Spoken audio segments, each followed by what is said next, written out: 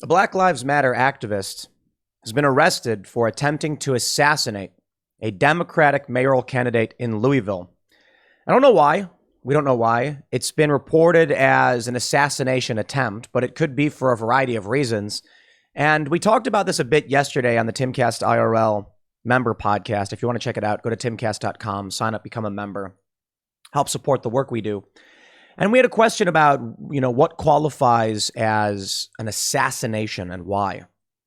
We don't know the motives behind this. We do know the activist Quintez Brown has been charged in the attempted shooting of Craig Greenberg, who's a Democratic mayoral candidate. Greenberg has issued a statement.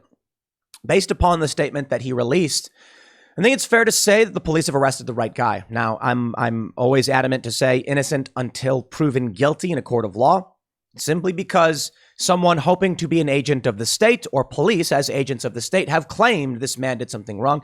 Sorry, you're going to have to prove it to me. Even in that capacity, I'm not a fan of just hearing things in the news that just assert things.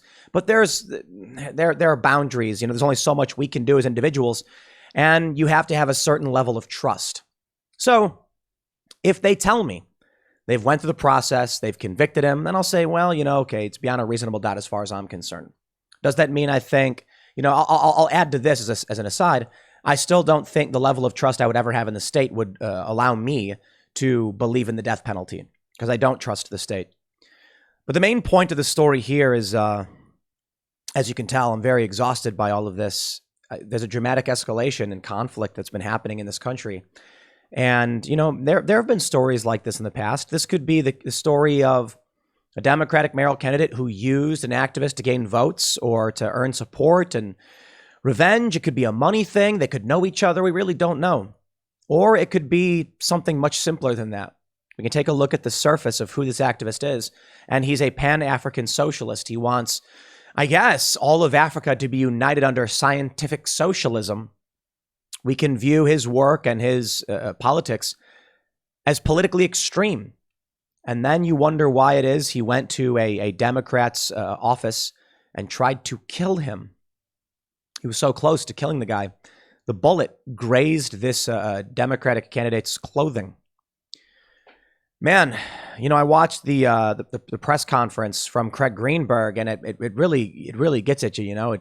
He says, "I just want to see my wife and my son and hug them. I haven't seen them all day," and it seems like he's trying really hard to hold back getting emotional, maybe even crying. I'm not going to say that he is, but you can kind of hear it in his voice. He just wants to be with his family.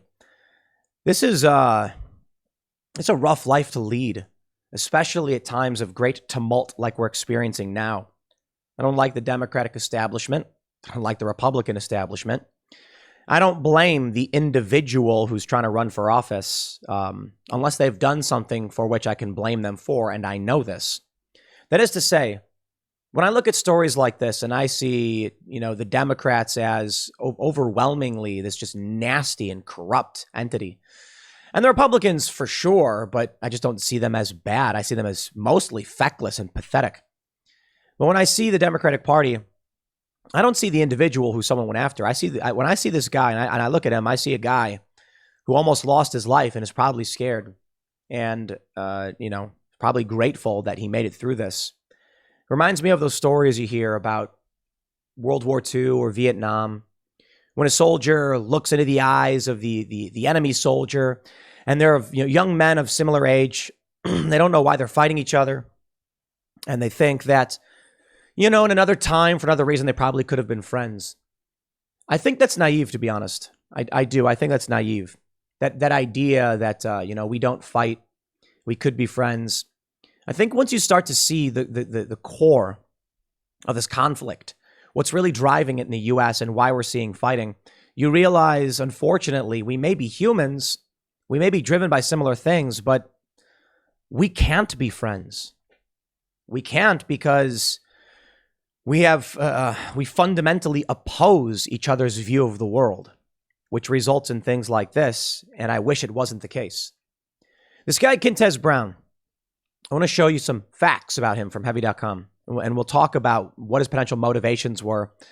But I think, the thing that needs to be said, we were talking about this the other day with Daniel Turner on IRL, and he said, why would a Black Lives Matter activist go after a Democrat? You'd think they'd go after a Republican. And I said, actually, no. You know, maybe on the surface it's counterintuitive, but it's exactly what you'd expect. I would not expect a Black Lives Matter activist to go after a Republican. When Rand Paul, he was leaving some event, got surrounded by Antifa and BLM screaming at him, accusing him of things. Yeah, that's because they don't know anything about Rand Paul. Rand Paul at the time had drafted the Breonna Taylor bill to ban no-knock warrants because Rand Paul doesn't like fascism and authoritarianism. But they don't actually know anything about this guy. They don't know anything about Rand Paul or Republicans other than the other. So why would a Black Lives Matter activist target a Democrat? The way I described it yesterday. Imagine there are two countries. Let's just use let's say Canada and the United States.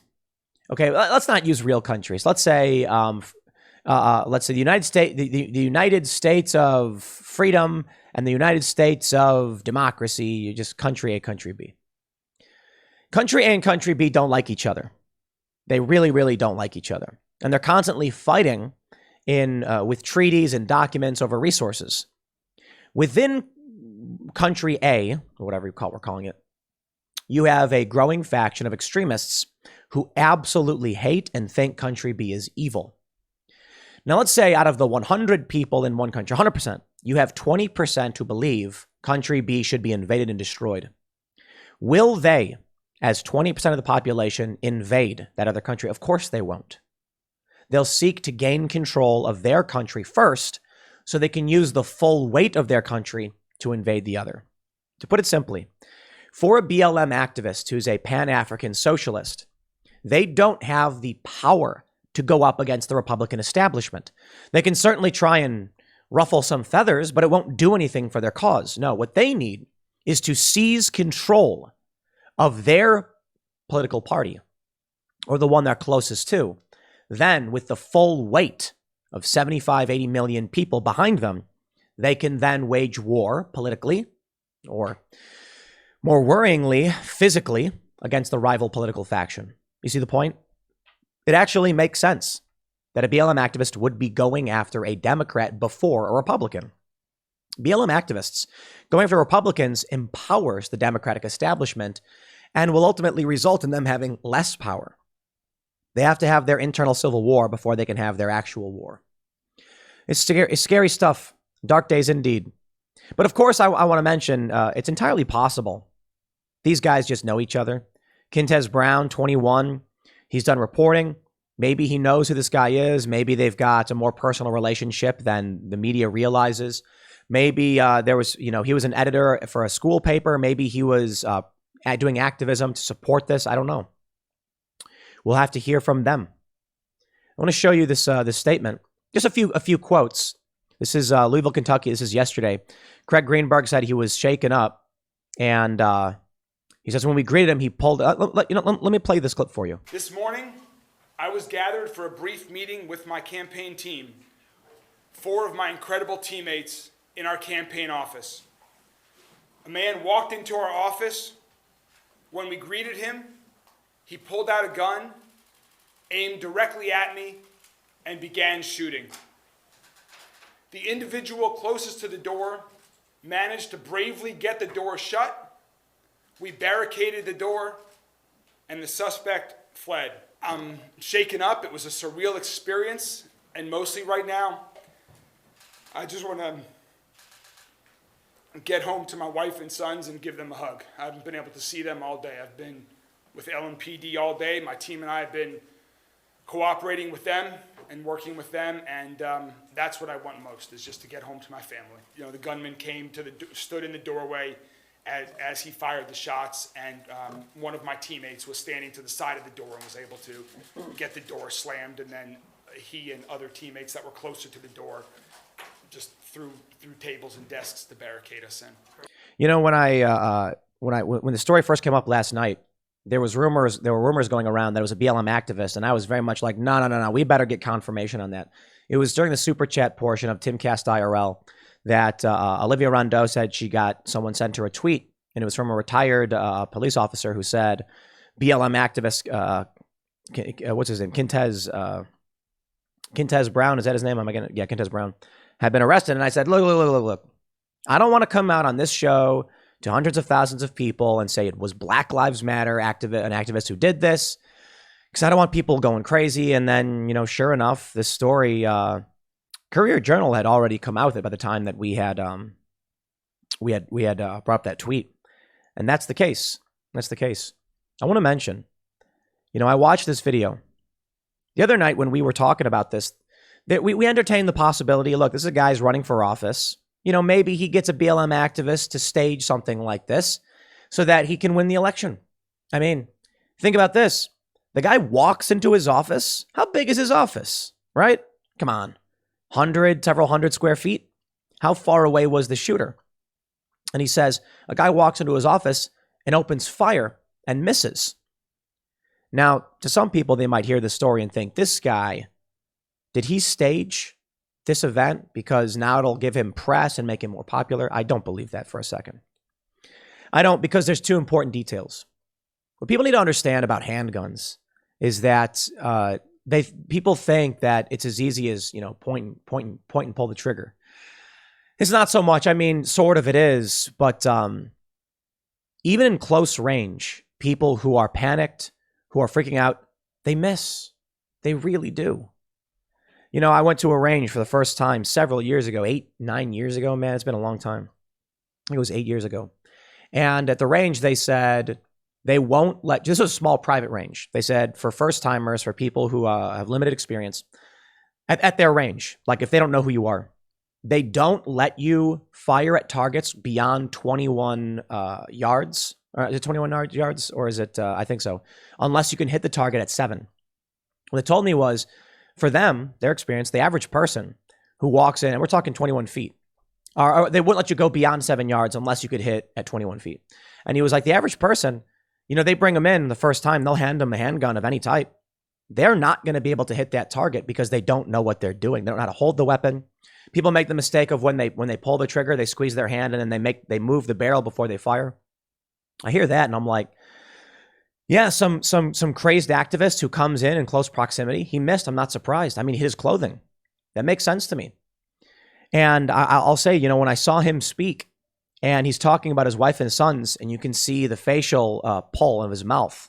That to me is legitimate. This is not a guy who is feigning fear or an emotional response. This is a guy who's fighting back the stress and the fear for his family.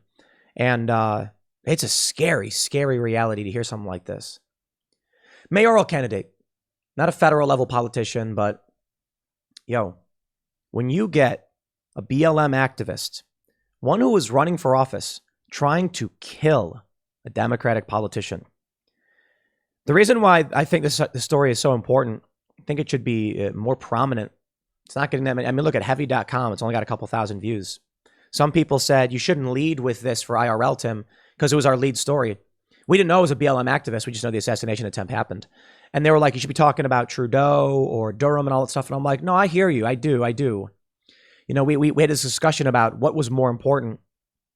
And I thought to myself, there's going to be a point when there's a shot heard around the world, right? It's a reference to, in most instances, the start of the Revolutionary War. But for, in many contexts, a shot heard around the world just typically references the start of a hot conflict. I don't know when and where that will be because for history, hindsight is 2020. And for us, we're in the muck and we can't see out of the forest that we're in. It's all around us. A lot of people don't realize that we're watching dramatic escalation every single day. There could come a point in 50 years and 100 years when they talk about the Second Civil War in America and they explain what it is, and it'll be talked about in the press and the history books very, very differently than it is now, because we're in the lowest level. So I want you to imagine it this way. Imagine being on the ground, looking around at the houses around you. And then imagine being in a plane and looking down and seeing everything. That's the difference. For us here and now, there's this story. How many people don't even know about it? How many people don't know that a Black Lives Matter activist walked into a Democrat's office and tried to kill him? A lot of people. How many people don't know about the Durham report? How many people don't know any of these things? That's the reality. In 100 years, people will look back and they'll talk about it as if everyone always knew. I mean, think about it this way too. The amount of time it took for information to travel in the 1700s. It took a person conveying that information directly. So the Boston Tea Party or the Boston Massacre, imagine that. Imagine living 1 block away from where the Boston Massacre occurred. Call it whatever you want. You know, the regulars opened fire and people died. You live 1 block away and you hear loud noises and screaming and you have no idea what happened. So you stay in your house. It's dangerous. It probably took you a day, several hours maybe, but maybe a day to finally learn about what happened. People died. Whoa. Today's day and age, this stuff happens and you get a text. You get a message, are you okay? Here's what happened. Everyone's lighting it up on Twitter and you know instantly. Back then, people had no idea what was happening. Even now, with the speed of information, I assure you there are many people who don't know. And you got to wonder how much they're trying to distance this guy from Black Lives Matter. This guy, Cant Brown, he went missing. After Brown's parents, Cecilia Brown and Jacob Doherty, said in a statement issued by Black Lives Matter Louisville after he was found, we're asking for privacy and would appreciate everyone's patience, yada, yada, yada. Black Lives Matter issued the statement. All right. We also have this. They say, during protests during the shooting death of Breonna Taylor by the Louisville Metro Police, Brown emerged as an outspoken Black Lives Matter activist. Don't let anybody gaslight you. That's who this guy is. I want to tell you a story about Louisville. BLM activists were going shop to shop, shaking down business owners, demanding they tithe. They pay a percentage of their revenues to Black Lives Matter. They went to a Cuban restaurant, demanded this man give them what they want or else they'd blockade his restaurant, and he said no. So one of these extremists shattered a flower pot. That sounds so mafioso, doesn't it? They come and say, you going to give us a cut of the revenue? And they say no, they smash a pot. What happens next? It gets worse. That's what they say to the guy. The guy said he was from Cuba. He knows what it's like to live under the boot, and he would not be, I'm paraphrasing by the way, but he would not be giving in. These people are dangerous extremists.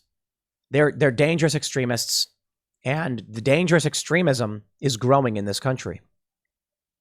Right now, this guy's been arrested. This isn't the worst and most egregious thing we've seen in the escalation of the conflict. But over the past several years, you have to wonder. The American Revolutionary period spanned 20 years. And this was growing sentiment among the colonists in most of the colonies, not all of them, but to a great degree in the colonies, that we should be governing ourselves. But the crown had a different view. They said, you're subject to the crown. You know, we defend these colonies. We fight a war to maintain your protections, and we won't let you simply just walk away. The problem was the crown wouldn't address the grievances of the colonists who repeatedly petitioned the crown and said, these are problems. And they said no. So it doesn't matter what you think you're deserving of. If you don't address the grievances and don't bother with any kind of negotiation or representation, you'll lose your right to this.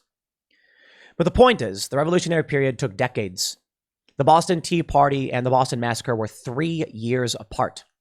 But we look back on history and we think all of this stuff was happening very, very quickly. I think it's possible that in 100 years, when they look back at this, they'll say, it all started with the financial collapse. They can say, it all started with the election of George W. Bush in 2000, and people believing that Al Gore or George Bush were evil. And it's crazy how that was escalating. And what may have occurred is that the boomers, and to a certain degree the Gen Xers who are now voting, were instilling these values in the younger generation. But while their views were more tame because they weren't raised on this perception of an evil political other, when you raise the millennial generation and Gen Z on the idea of the evil political other, and you exacerbate that divide, over time, the younger and younger generations become more and more divided. Until finally, when millennials are now taking over industry and politics, not nearly as much as they should be, to be honest, their view of the other is evil, period, and cannot be reasoned with. And that'll trickle down into Gen Z. That'll trickle down into Generation Alpha or whatever you want to call it. As Gen Xers, who are less prone to conflict and crisis, and boomers age out and millennials take over, millennials are at deep odds with each other politically. Millennial women, for instance, are overwhelmingly Black Lives Matter and far left, and millennial men are fairly split. But the millennial generation, I mean, our politics are hard division. I don't understand how Gen Z can make it through that either. Maybe millennials are just nuts.